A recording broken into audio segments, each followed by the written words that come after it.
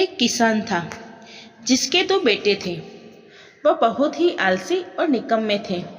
वह अपने पिता को कामकाज में हाथ बटाने की बजाय आलस किया करते थे, इधर उधर घूमते फिरते थे। किसान को अपने बेटों की बहुत फिक्र थी। वह सोचते थे कि मेरे मरने के बाद इनका क्या होगा, यह अपना पेट कैसे भरेंगे, अपने परिवार को कैसे संभाल पाएंगे।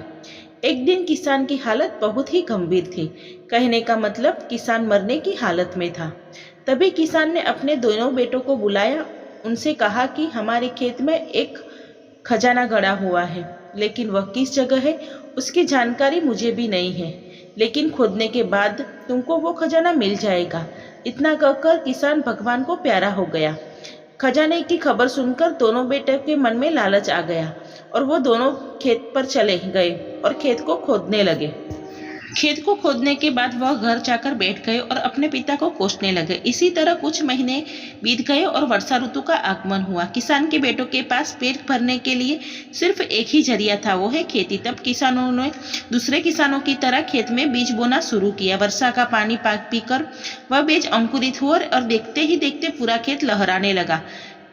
फसल को लहराता देख किसान के बेटे बहुत ही खुश हो गए।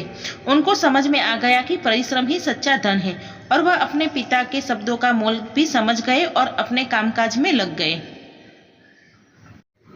इस कहानी में हमें परिश्रम का महिमा बताया गया है। अगर आपको मेरी ये स्टोरी पसंद आई हो तो मेरी चैनल को लाइक शेयर सब्सक्राइब करें। Thank you.